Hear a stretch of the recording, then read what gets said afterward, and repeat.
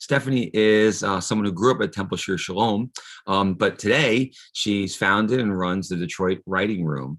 But her background goes as a journalist, as former editor-in-chief of Scene Magazine, a reporter for the Detroit News, health and money editor of U.S. News and World Report in Washington, D.C., which thank God she was in D.C. because that's when she met her husband, Jake. Editor of Michigan Daily when she was in college, president of SISTE, of Shir Shalom Temple Youth, I think, was it Stephanie, 2007-8, participant in Teen Mission 2006 when a war broke out and we had to scurry to Jerusalem for safety. Babysitter for my children, lots of great experiences together. And I love seeing Stephanie in the work she's doing, watching her online over these past few years. So welcome, Stephanie. Thank you, Rabbi. It's fun to be here. Good morning, everyone. Tell us what the Detroit Writing Room is and how this came to be for you.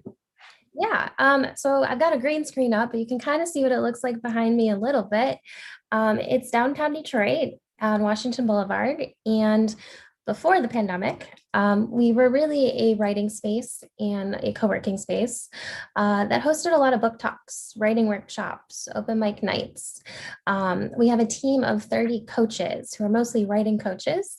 So people could meet with them one-on-one if they want help on a book that they're working on, maybe their resume, cover letter, website, any kind of writing need. We have a coach for that. So since the pandemic, we've been doing everything virtually. That means meeting people one-on-one on Zoom. Our book talks, writing workshops, even our open mic nights are on Zoom. We have a speaker series with panelists and, people can chime in and ask questions via Q&A. So yeah, it's been an interesting shift since last March to operate all virtually. We still have the physical space and we're hoping this summer to start using it a little bit more now that the cases are hopefully coming down a little bit. And we have camps too. So that's a whole other separate side is our nonprofit arm called Coaching Detroit Forward. And we're going to have summer camps in here, focus on photography and journalism this summer. So those are really focused on Detroit high school students, but there are opportunities for non-Detroit students as well to participate. So you opened your doors like what, a month or two before the pandemic? We had 9 months before the pandemic. So it was June 2019. I mean, a couple months. It went pretty quick. Oh, blurry for me. Yeah, we really we had a great run for 9 months of having local and national authors come in here. Really awesome events. We did wine tastings even. I had a coffee tasting in here. People could rent it out for private parties, which they still can. If you really have a small group, under 25 people, and you want to rent out the space, it is available to do that. And yeah, it's been very interesting launching a business in a pandemic. I will say that. Yeah, I'm sure. Sort of unfathomable what we had to anticipate and what you've been through in that sense too. Why a writing room? Here you're a journalist, you're having success, editor of a magazine, a lot of things published already. So you pivoted your own career and said, this is what I want to do now. So why did you see that as something that you wanted to do and with the need? It's a good question. So Jake, my husband, and I, we lived downtown in 2016, 2017. You married us in 2018 at the Fillmore. It was fantastic. Best day ever. And really, while living downtown, I saw a lot of needs, a lot of things that the city could use. And one of them was a space for creatives. And whether you're an author, a photographer, a designer, there wasn't really a workspace downtown that you could go during the day. There's a couple co-working spaces that more geared toward tech and entrepreneurship, but nothing for the creative community. And I'm also an author. So when I wanted to give a book talk downtown, there wasn't really a logical place for me to go. And I thought there needed to be, if it's not a bookstore, there needs to be some sort of space where local or national authors can come through and stop in Detroit and share their work. So, and we also had art exhibits featuring local artists. This summer, we're actually going to put up the photos from our photography camp so the kids can have their photos throughout the space. But yeah, I thought, Detroit needed a creative space for the creative community. And also our coaches help people with their writing. So as a journalist, a lot of people come to me and they're like, hey, could you look at my resume, my application for this? You're really good with words and editing. And I thought, yes, but it'd be awesome if there was a place that you could go to get all this help. So I kind of developed this idea of bringing in coaches who are authors, journalists, communications professors, and you can sign up with them one-on-one for feedback or editing or help with what you're working on. Cool. Yeah, I like that. Sermons. Sorry, just thinking. Yeah. Hey, if you want another set of eyes Uh, before Rosh Hashanah, feel free. okay, well, we may take you up on that. Mhm. So, talk about the nonprofit work you've been doing. That was really exciting to see. One, I love that that's something that you find as a passion and your connection to Detroit too. You've always done impressive, cool stuff. So, talk about that a little bit because I think it's really important for people to hear. Yeah. So when we open, our coaches are mainly working with adults, and it is a fee. You sign up for a coaching session and you pay for it. But all of these coaches are award-winning, talented journalists and authors, and I thought students should be able to access them for free. So we developed the nonprofit arm thanks to my dad. He helped with that a little bit. David Steinberg, shout out. And basically, we can now get grants and donations so that we can offer these summer camps and after school workshops and other sessions for the students for free while still paying our coaches, who are all professionals and deserve, to be compensated for their time. But really, as a journalist, I learned my skills starting in high school. I had a great journalism advisor in high school, and a lot of the Detroit schools don't have the great journalism resources that I had growing up. So I thought this could be a way that the students could learn about journalism, participate in basically producing a magazine, which we did last summer. I'll show it here, called Perspectives. And it features their stories and their photos that they took throughout the summer.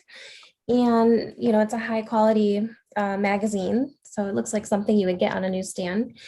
And really taught them everything from, how to write a news story, feature story, sports story, how to interview people, journalism ethics, photo ethics. We have a team of 20 coaches who participate in these camps. And they might not go into journalism, that's fine, but they learn storytelling and writing skills, which they can use, for college and throughout their careers. So based on the feedback we got last summer, the students really loved it, and we're doing it all again this summer. So I'm excited.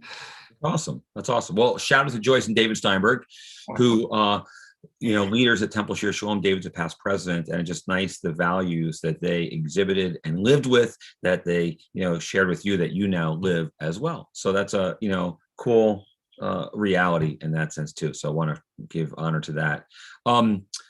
What's been, would you say, the most exciting thing that's happened in the midst of the Detroit writing room? The most exciting thing, oh my goodness, there's Yeah, been so many exciting things. I love it when we've been working with a new writer and coach them throughout the whole process, and then they get to the point where they actually publish a book. I think now that we're almost 2 years old, so our second anniversary is coming up in June, and we've worked one-on-one with people who came to us with an idea for a book and then made it all the way through the publishing process, most of them self-publishing. But it's so cool to see their book in their hands and know that we played a role in that. So, and then hosting, a virtual book launch for them. So it's sort of like we're there for them the whole way through. And I find that really, really rewarding and satisfying. And that's one of the most exciting things that happens in this space. Biggest surprise in suddenly becoming an entrepreneur in your own way, right? As from moving just from a writer or an editor to challenging, taking on this challenge? I mean, the pandemic was a huge surprise, Yeah. but it's probably for everybody. Um, I don't know. I think I've been pleasantly surprised of how supportive the community is. Like we wouldn't exist today without the support of the creative community in Metro Detroit and now nationwide because we have people tuning in virtually. And really, like, we only exist because of everyone's support. So I think people are especially kind right now and have been supporting us in ways, whether that's tuning in for a workshop or signing up for a virtual membership. Um, it's helped us keep going through this time and hang on to the space, because rent is not cheap in downtown Detroit. But so I think I've been pleasantly surprised to see just how kind people are and willing to support us. Cool. That's really cool. Who is it your eye that created that beautiful physical space? Because I've seen all the photos over the past year and a half, and was like, wow, that's really a gorgeous space. And just with the furniture and the artwork and how you arranged it. Is that you? Shout out to Sally Serwer, my wonderful mother-in-law, who is an interior designer and antique dealer. She has a booth at Oddfellows, giving her a shout out. She helped design this beautiful space, find all these beautiful chandeliers. There's one not in this picture that's 100 years old, and it's my favorite. So I give her all the credit for finding all the Detroit artifacts and photos and history that's throughout the space. So it was definitely a team effort, I will say that. Oh, that's cool to know. And it's great seeing how you've involved different people. I saw Brett Mountain was doing photography with you at one point, and Brett, of course, was your youth group advisor back in the day. And I think staff on, no, was he staff on that team mission? Yeah, he was Yeah. staff on that team mission too, right? And he is doing photo shoots. So if you need portraits, he'll take your portrait, whether for graduation or business shots, he'll do portraits here. So it's awesome. It's yeah. really, really cool. So what's the big thing on the horizon that you guys are working towards? Right now it's these summer camps, because they were all virtual last summer, and that was awesome. We got to meet kids across the country that way, and we're still going to have a virtual session this summer, but now we're also offering in person for smaller groups. So I am busy prepping for summer camps, and all of a sudden I'm like the camp counselor director, but it's really fun and rewarding. So that's what I'm working on, and then kind of hoping the COVID cases come down even more and we can open up the space for more, workshops and public events. But we've been pretty cautious with just keeping everything safe. And if you can do it on Zoom and reach as many people, then that's the way we've been going the last year. So, but it's not the same as in person. Nothing can compare to getting a book signed from an author and like meeting them in person and having your picture taken with your author. So looking forward to having that back hopefully soon. And are you doing some writing yourself right now? Something to be published in the near future? Not as much. That is the one thing with entrepreneurship. You don't have as much time to do like fun writing projects, but I'm always dabbling in things and also helping authors with their own books now. So that's been really fun to kind of work on those projects. Oh, it's cool.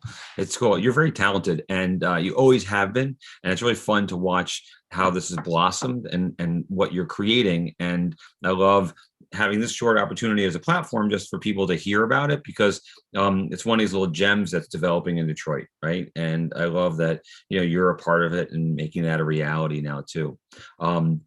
And a brainstorm. What about doing camps outdoors too, like in parks?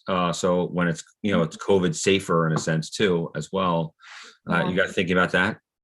Oh yeah, we take our photography students outside. So they're basically on these photo walks throughout Detroit. So they'll capture architecture and nature and people, and spreading out. So it's a little bit safer than indoors. But yeah, that's definitely part of the camp this summer. And I don't know when our next high school reunion is, but I'm thinking we found a location for it. So Dan Hour Gorman, I hope you're listening up, but we know where it's going to be. Not some skanky bar this time. So sorry. Hey, I'll happily have you guys over anytime. Awesome. It's good to know. It's good to know. Well, believe it or not, it's 9:15. We're just about to finish up, but time always goes very quickly. I really appreciate your time. And again, it's so cool watching the stuff you're doing and how you're giving back to the community. I love your passion involved in this, Stephanie, and I think it's a real tribute to who you are and the good work you're doing. And we look forward to continue to watch it and seeing where it's going. So, any last words you want to share with us? Yeah, if anyone wants to get involved, just check out our website, detroitwritingroom.com, and you'll see all of our upcoming events, workshops. Coaching Detroit Forwards on there if you feel like supporting us and supporting the students this summer. So thank you guys for listening this morning. It was fun seeing you, Rabbi. Well, it's great seeing you too. Thank you so much for being a part of this. Hey, a few things on the horizon for Temple, of course. Coming up next week, May 11th, Rabbi Daniel will be teaching our Hot Topics course, Black Lives Matter, What's Jewish About This? Friday, May 14th is our high school graduation service where our seniors will be leading us in prayer. It's our first service in person outdoors, and it will be opening up as well after the high school graduates all sign up and their families. But we're limiting the size to 100 people outside just to make sure that we're spread out well. But May 16th is confirmation. That will be promoted online as well. Oh, our May 14th will be online too. And then starting June 4th, we're outdoors in person, but also online. So you can access it in either way. We're always going to ask people to sign up so we can make sure that we're on top of our numbers and that we're keeping it manageable. So, hey, good stuff. Really a pleasure to have this morning start together and to begin another good week together. So